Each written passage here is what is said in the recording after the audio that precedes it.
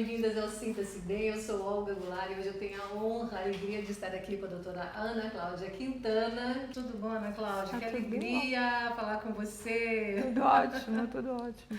Eu primo muito pela saúde, sabe, Ana Cláudia? Eu faço programa da área de saúde há muito tempo, mas quando se fala em saúde, o que a gente mais vê é a doença em foco o tempo todo, né? A problemática em si, a doença em si, e não a saúde, né? A promoção de saúde. E para falar de promoção de saúde, não é só a gente ter a responsabilidade dos check-ups anuais, mas ter um cuidado maior com tudo que envolve a nossa vida, inclusive as nossas relações sociais, tudo aquilo que a gente, ao longo da vida, a gente se prepara para um final feliz. Então, o meu primeiro contato com a sua escrita foi um presente de uma amiga minha, né? Que me deu o seu livro. A Vida Toda Valer a Pena Viver. Cássia Thanos, obrigada por ter me presenteado com esse livro. E depois que eu li, eu fui buscar mais referências sobre o seu trabalho. Você é uma médica geriatra, né? Com especialidade em cuidados paliativos, mas para nossa alegria é também escritora, agora palestrante, está difundindo um modo de existência muito tranquilo. Parabéns pelo trabalho que você tem desenvolvido e parabéns pela delicadeza com que você trata assuntos tão difíceis assim. Óbvio, a única certeza que a gente tem é dessa finitude, que nós vamos chegar lá, nós vamos morrer mesmo. Entretanto, nós temos uma dificuldade muito grande, sobretudo no nosso meio familiar, de conversar sobre a temática. Me lembro que quando eu fiquei viúva, meus filhos eram ainda muito pequenos e a psicóloga da escola propôs que a escola trouxesse essa questão da perda também para ser discutida entre os alunos e com os pais dos alunos. Aquilo ali abriu um precedente para muitas outras situações que eu tenho certeza que a escola enfrentou com um pouco mais de tranquilidade. Queria saber a sua opinião, assim, de como a gente deve tentar em casa, né, na nossa convivência mesmo familiar, desmistificar esse peso da morte e conversar sobre isso. Isso que a gente não deveria perder as oportunidades que a própria vida oferece. Então, quando você está diante de uma notícia, por exemplo, de uma pessoa famosa que morreu, se você está com a sua família, você está com seus filhos, adolescentes, os filhos um pouco mais velhos, você tem a notícia de que alguém importante morreu. A gente tem isso toda semana, todo dia, a gente tem alguma notícia assim. E a gente perde a oportunidade de conversar sobre aquela vida, de falar, nossa, o João da Silva, ele morreu, nossa, e você sentar e você falar sobre a vida daquela pessoa. Por exemplo, teve a morte da Preta Gil. Todo mundo estava falando da doença dela e tudo, da condição de tratamento, da luta dela para poder chegar em tratamentos diferentes. E quando ela faleceu, ninguém falou mais. É como se fosse um assunto que você não poderia mais tocar. Seria a oportunidade, talvez, das pessoas dizerem: ah, não, se fosse comigo eu não ia querer fazer o tratamento fora, longe da minha família. Ah, se fosse comigo eu ia querer a mesma coisa. E aí esse se fosse comigo, ele fica perdido. A gente vira a página, porque a gente não quer falar sobre isso. Então, trazer para o cotidiano, não necessariamente, Olga, precisa alguém da família estar doente, ou alguém próximo da família ter morrido. Óbvio que se isso acontecer, também é uma oportunidade muito valiosa. Mas a gente tem o assunto morte disponível o tempo todo.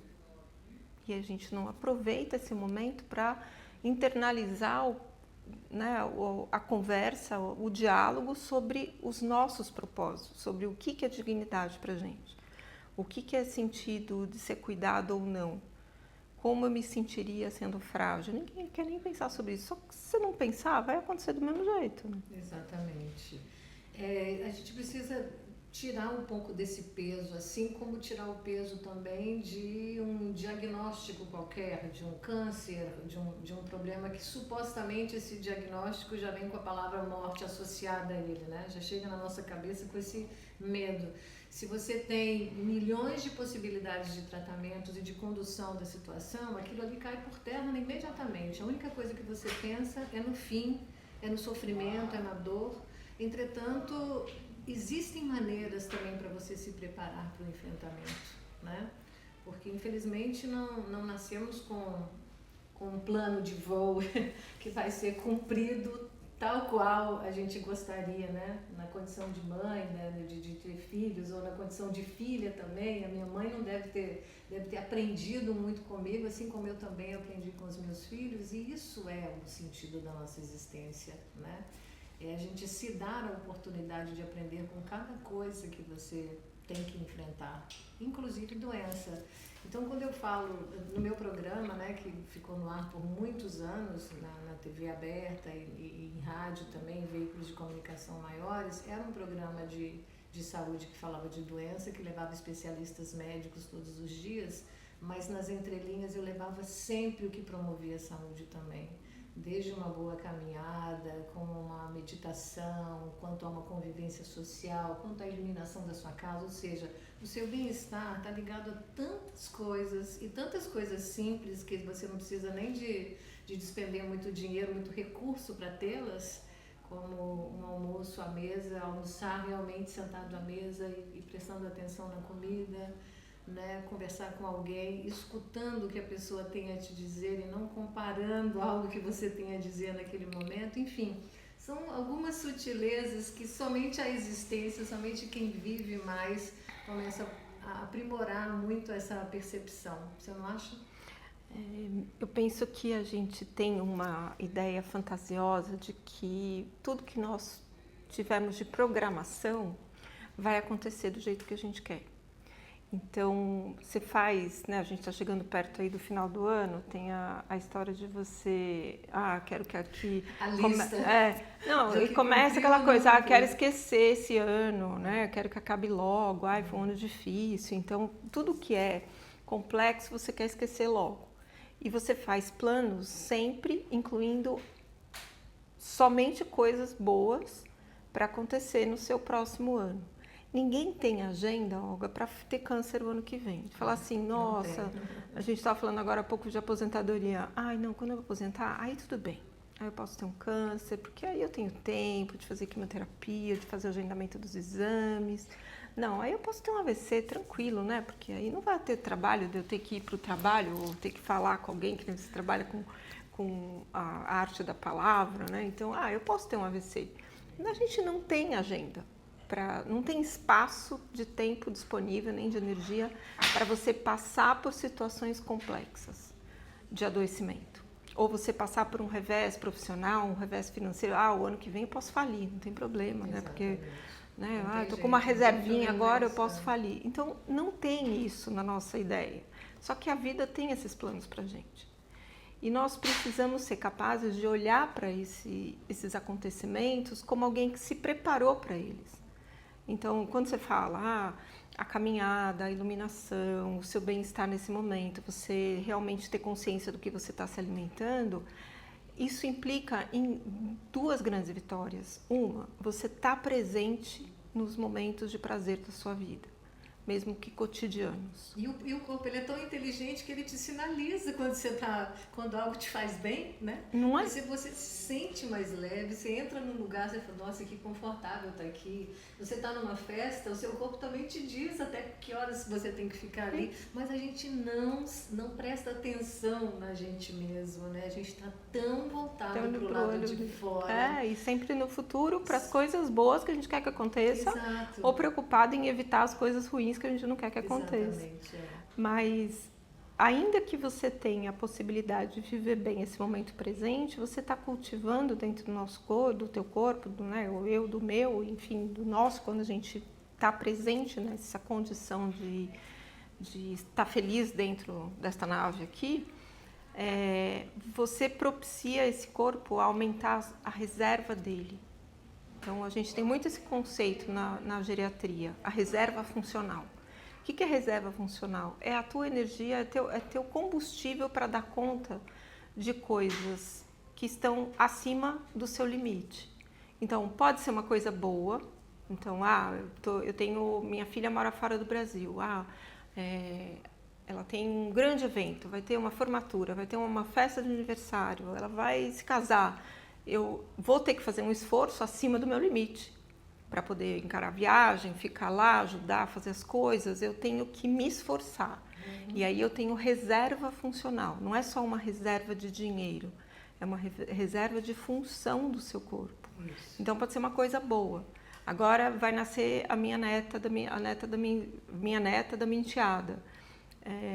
Pode ser que ela precise de mim, posso ficar um mês com ela lá, cuidando da bebê. Isso vai me exigir fisicamente um trabalho acima do meu limite. Mas se eu cultivei essa reserva funcional, eu tenho condição de passar as coisas boas, como exemplifiquei, mas pode ser que eu tenha coisas difíceis para lidar. Problemas de saúde, eu posso ter um diagnóstico de uma doença difícil, eu posso ter que passar por uma cirurgia, eu posso ter que passar por um tratamento complexo, eu vou trabalhar em cima do meu limite, do meu corpo. Então, quando você cultiva a reserva funcional, não é só para você ser feliz no futuro, mas para você não ficar muito tempo sem ser feliz. Porque se você tem reserva funcional, você reabilita mais rápido. Exatamente. Tanto para o bem quanto para o mal. Porque as coisas boas e más acontecem, mas nenhuma delas é para sempre, então a gente tem que estar preparado para essa variação. Ontem, na sua palestra, Ana, você citou exemplificou muito bem quando você disse do nosso intestino e cérebro, né? Uhum.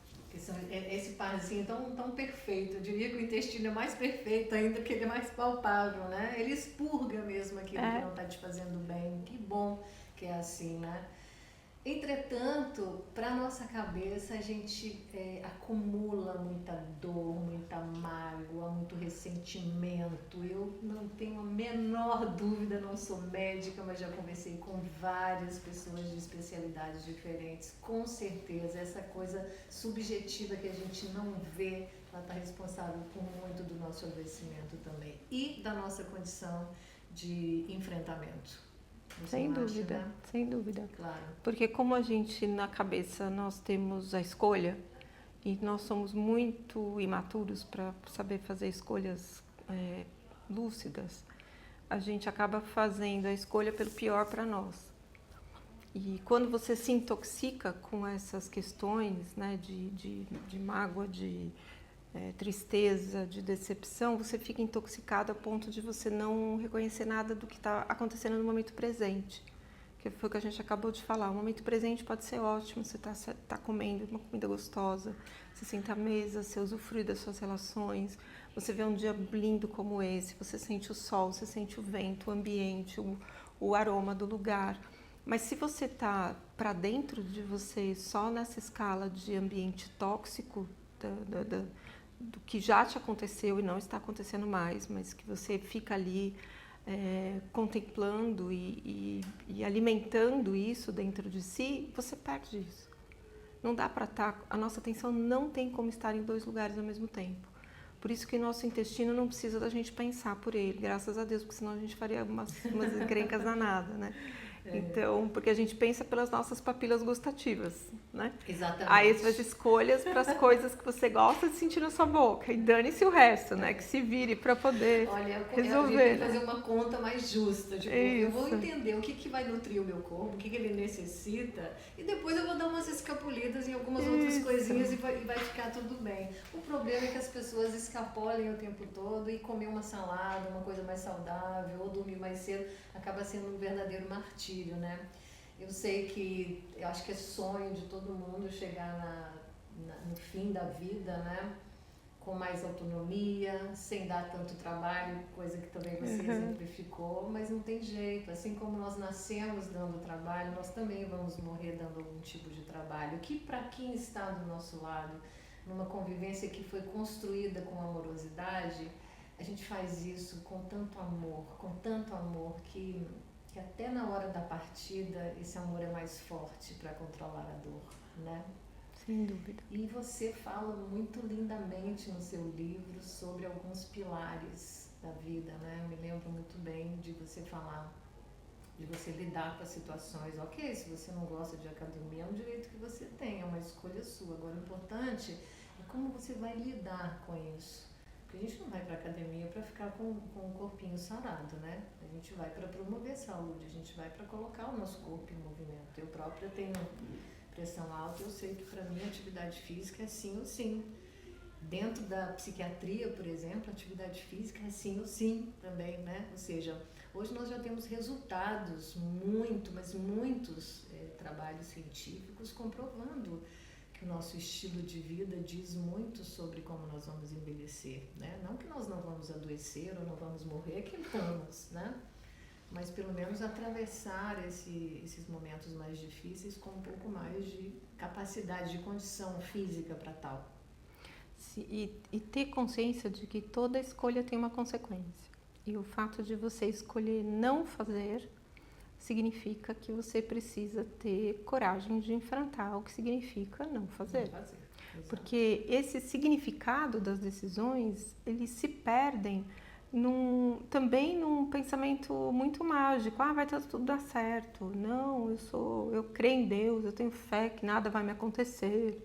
Então, as pessoas acreditam numa fantasia de irresponsabilidade. Nosso universo é maravilhoso e Deus é maravilhoso. Isso. Agora, milagres não acontecem, gente.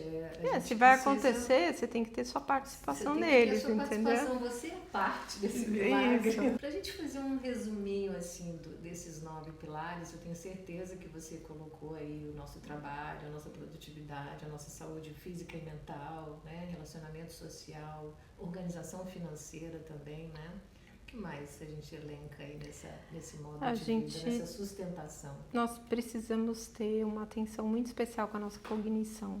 A gente precisa ter clareza de que o nosso cérebro, ele tem uma competência nata que é o aprendizado. E enquanto a gente está vivo, a gente pode aprender. Só que quando a gente está mais velha, pela quantidade de coisas que a gente já viveu, você tem um espaço reduzido para incorporar um novo aprendizado. Então, você precisa ser mais dedicada para aprender. Mas o aprendizado é a única forma de expandir a nossa capacidade de lidar com a realidade. Então, aprendam coisas, né? Isso vai ser muito importante para proteger o seu cérebro, a sua mente, de um envelhecimento não saudável. Verdade. Inclusive, aprender coisas significa também você ter maior capacidade de aprimoramento das suas relações sociais. É tão mais gostoso você sentar do lado de mulheres cujos projetos de vida são inspiradores e alcançaram outras tantas mulheres falando por nós agora, né? Mas de um modo geral, eu acho que nessa vida o aprendizado ele é bonito demais e o compartilhamento do aprendizado consegue ser ainda melhor. Eu não tenho o menor problema em responder uma pergunta de alguém que nunca viu alguma coisa que eu já vi várias vezes, mas eu tenho que ter discernimento para entender o porquê também daquela pessoa não ter visto ainda, por que ela não teve a oportunidade, enfim. Aí se a gente for puxar essa linha, a gente vai entrar em questões políticas e ver o quanto viver também é um ato político e a gente poderia estar muito melhor, né? A gente poderia aplicar muito mais amorosidade na nossa vida, entendendo que no final da maneira que nós queremos partir, é exatamente isso, deixando esse legado, né? Deixando uma saudade gostosa daquilo que a gente foi, né? E levando com a gente também a maravilha da nossa existência, a maravilha que é viver, né? Desde de um nascer do sol, um pôr do sol, umas bananeiras dando banana, igual eu vi aqui nessa clínica Florence, que eu estou apaixonada, que eu vou sair daqui fazendo esse tour. Mas eu acho que viver com dignidade não só corresponde a uma responsabilidade nossa, mas nossa também para com as pessoas que estão ao nosso redor. Existem muitas maneiras de você promover essa dignidade nas pessoas, você não acha? Principalmente com a força que a gente pode ter no nosso olhar e na nossa presença. Uma presença silenciosa, ela é capaz de transformar quem está em sofrimento, quem não se vê, não se percebe reconhecido. Quando a gente fala de envelhecimento, a gente vive num país que não reconhece o valor do envelhecimento. Nem se prepara para acolher os idosos, do qual eu também já faço parte, já estou na fila de prioridade, já tenho 60, mas eu fico vendo as cidades muito despreparadas, né? É um idoso quando ele quer ir para o supermercado com o carrinho dele, empurrando alguma coisa assim, né, que o sustente melhor. Não Ele consegue, não consegue. Não temos porque... segurança, não temos acessibilidade, enfim. E o desrespeito com o envelhecimento é um reconhecimento de que a gente não tem futuro. Exatamente. Porque quando você tem uma cidade, um estado, um país que não... Agora, onde é que cuida foi disso, que nos perdemos? Porque eu acabei de falar a minha idade, né? Eu me lembro das primeiras coisas que os meus pais me ensinavam eram de respeitar os mais velhos. Independente de qualquer coisa, meu pai levava a gente para a roça e falava, quando a senhorzinha lá oferecia um café com rapadura, toma para não fazer desfeita. Sabe assim, ofender, maltratar ou não ajudar uma pessoa idosa era uma coisa absurda. E hoje a gente vê as pessoas dando salto mortal nas costas de idosos, sabe como a gente tem visto por aí.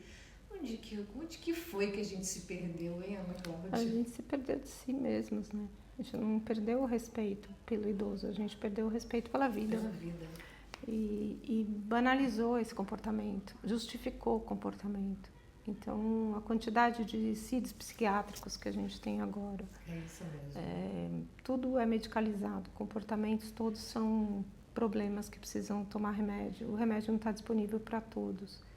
Então, é um desrespeito à vida. Exatamente. E aí o idoso, a pessoa mais velha, ela não é vista, porque se desistiu da vida. De um modo geral. A gente falando aqui do conhecimento, da cognição, que é tão importante ser alimentada, né? E você vê que uma empresa, qualquer ambiente poderia ser tão potencializado se pudesse admitir também essas pessoas que têm tanto a colaborar. Enfim, são muitas coisas. Eu sei que nessa nossa finitude, a gente vai buscando fazer as pazes com o que a gente não conseguiu ao longo da nossa existência. Por isso eu quis muito conversar com você hoje aqui, compartilhar essa prosa com as pessoas que me acompanham, para a gente ter mais consciência, né? Existe muito pouco que você possa... Ainda existe coisas que você possa fazer lá na sua velhice. Mas ao longo da nossa vida, é tão mais suave você ir construindo esses pilares, né? Devagarzinho, errando, voltando, ajustando, pedindo perdão, pedindo desculpas. Eu falo isso porque nós vivemos essa experiência em casa. Quando meu pai faleceu, ele teve um primeiro AVC que o limitou de um lado do corpo. E quando ele começou a se dar conta de que não ia recuperar esse lado do corpo, mesmo com os movimentos, ele tinha muita determinação, ele já começou psicologicamente a ficar abalado e teve um outro AVC que aí nocauteou mesmo. Ele ficou em estado vegetativo por muito tempo. Mas antes desse estado vegetativo, que ele já sentia que ele estava já no final da vida, ele abriu segredos para minha mãe que ele guardou durante toda a vida. Ele abria os segredos e pedia perdão a ela e a tudo que ele fez, já de forma um pouco desordenada no cérebro, mas aquilo ali vinha para ele assim, eu preciso fazer isso. E eu acho que é muito bonito a gente conseguir fazer isso ao longo da nossa vida, da nossa saúde, da nossa existência e não deixar para fazer isso só no final. Uhum.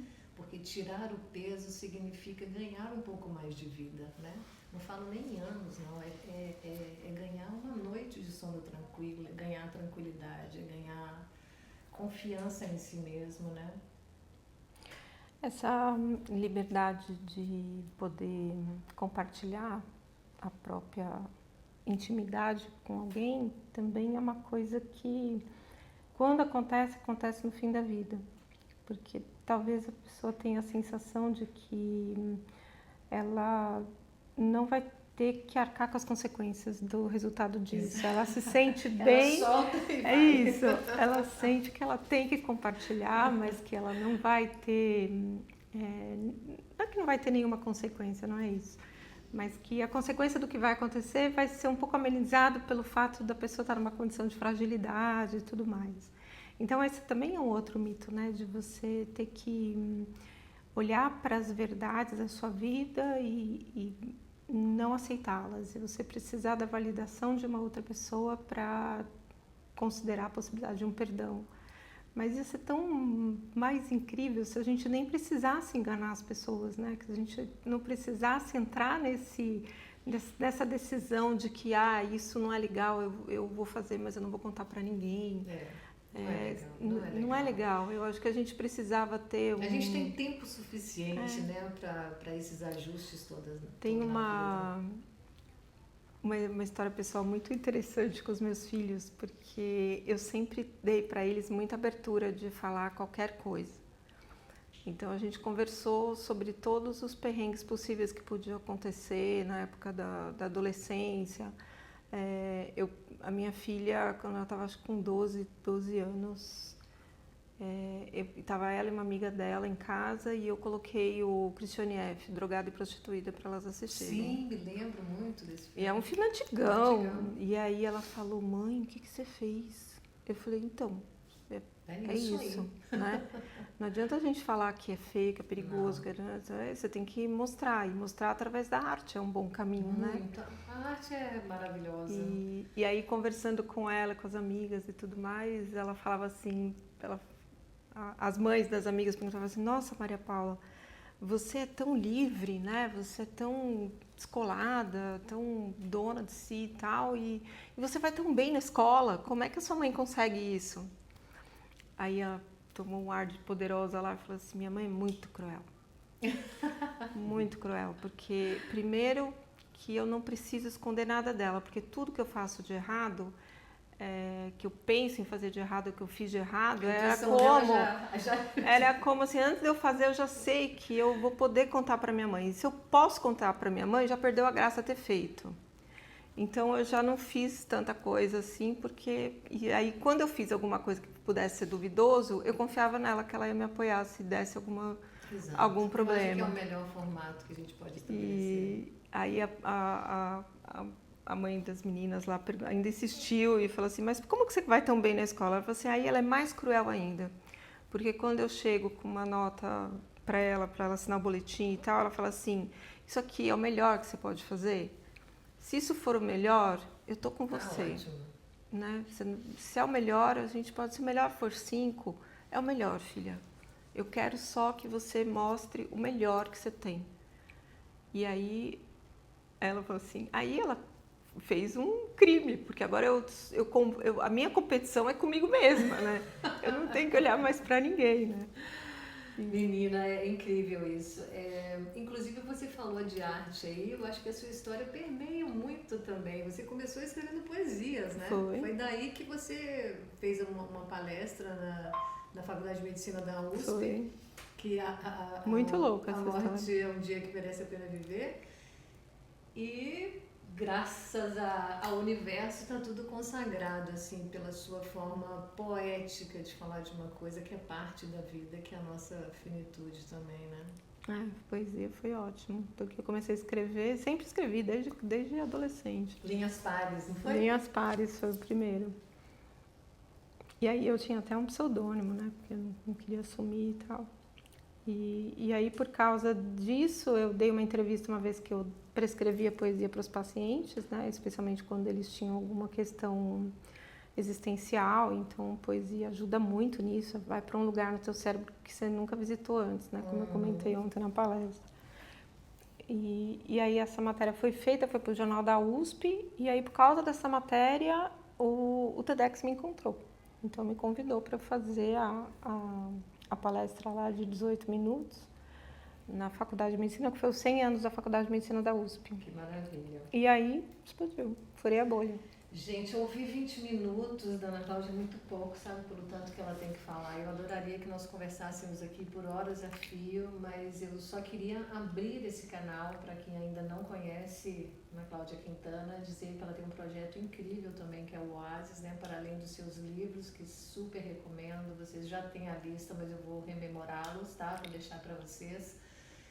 Mas esse oásis é ensinando a uma velhice boa, tranquila, né? A começar pela aceitação da passagem do tempo, que é tão fundamental, né? A gente vê aí a indústria do wellness crescendo com uma velocidade muito grande, né? É uma das indústrias mais ricas, inclusive, com maior êxito financeiro. Entretanto, o Brasil está no ranking do país com mais números de casos de ansiedade, de depressão. se a beleza puramente física, né, estivesse como prioridade, como a gente está vendo aí, né, uma distorção do que é realmente o bem-estar, nós não estaríamos com essa incompatibilidade desses números. Então eu gostaria de encerrar sabendo a sua opinião sobre isso e convidando as pessoas para acessar o seu material, que está muito, muito ricamente produzido, Ana. Obrigada. Essa indústria, né, do wellness, né, como você comentou, é uma indústria que faz promessas de futuro imediato. E isso só aumenta a ansiedade, porque se você vê uma divulgação, um marketing, uma propaganda aí que fala, se você tomar esse suplemento, você perde a barriga em 5 dias. Então a pessoa, nossa, 5 dias eu vou perder a barriga, então eu vou me esforçar a comprar, e ela toma aquilo, em 5 dias não resolve. Aí, você vai ter mais, os homens, né? Você vai ter mais potência se você tomar isso aqui, se você ter esse suplemento aqui, aí o cara gasta o dinheiro que ele não tem para fazer isso e não resolve. Então você cria pessoas ansiosas e em seguida frustradas. Isso é uma produção de doença mental e emocional. Então essas pessoas, elas nunca vão ter paciência de investir 3 meses numa academia para ela poder realmente ter um resultado. E ela não vai entender que ela vai investir 3 meses para poder perceber, e ela vai ter que continuar para poder manter isso. Exatamente. Então, o compromisso sobre esse cuidado, ele não existe, simplesmente. Esse cuidado com o seu corpo, com o resultado do que você faz pelo seu corpo. Se você mudar de alimentação, que nem no consultório, a pessoa chega lá, tem um colesterol no limite. Não é um caso de tomar remédio, mas a pessoa está com sobrepeso, ela está inativa, ela não está com a medicação correta para controlar a pressão, diabetes. Então eu falo, é o seguinte, você está aqui com o pedido de exame sem data. Você vai fazer esse exame depois de 3 meses de rotina. Pode ser que você demore 4 para entrar na rotina, para isso virar um hábito. Só que não adianta você colher exame antes, entendeu? Não adianta você fazer uma semana de dieta, uma semana de academia e querer colher o exame e ver resultado. Isso vai te frustrar. Então, se comprometa a ter rotina pelo menos 3 meses. Aí, tendo a rotina, você colhe o exame e marca a consulta. Então, quando eu faço isso, eu digo para a pessoa, vai ter resultado. Eu tenho paciência com o seu empenho para ter resultado. Mas isso depende só de você, isso é um custo muito baixo. Então, você não precisa ter milhões para você investir na atividade física. Você tem praça, você tem rua, você tem lugares que você pode frequentar e que você vai ter um custo muito baixo para poder fazer. A alimentação também. Se você for na feira na hora da xepa, você vai conseguir comprar orgânicos muito bem num valor menor. Então, mas você tem que ir na feira, entendeu? Você tem que ir no sacolão, né? Pegar aquelas bonitinhas. Se você chegar cedinho e pegar as bonitinhas, talvez você gaste muito, talvez você tem que procurar as bonitinhas no fim da feira. Exato. Mas você tem que olhar para a tua realidade e adequar aquilo que você tem e se comprometer. Sem delegar essa responsabilidade, não fiz isso, por aquilo, não tinha dinheiro, não tinha tempo, eu não tinha isso. Quando você vê, você vai ter que parar, porque o seu corpo vai dar sinal mesmo, né? Você tem que escolher se você vai fazer 1 hora por dia de atividade física ou vai ficar 24 de cama. Pois é. É isso, gente. Esse oásis está disponível, né, Cláudia? Tá disponível. A pessoa entra e já pega o bonde andando, né? Pega o bonde andando. Esse material é perpétuo, né?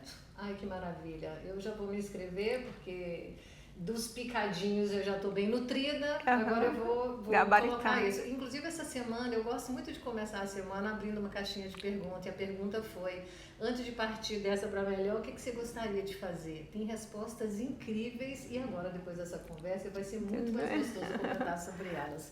Legal. A vida é aqui agora, gente, não temos data de validade, não sabemos se vamos partir amanhã ou depois, portanto, as coisas que são realmente importantes e não são coisas simplesmente materiais, estão aí esperando pela gente, pra gente acessar. Né, Ana Cláudia? Sai.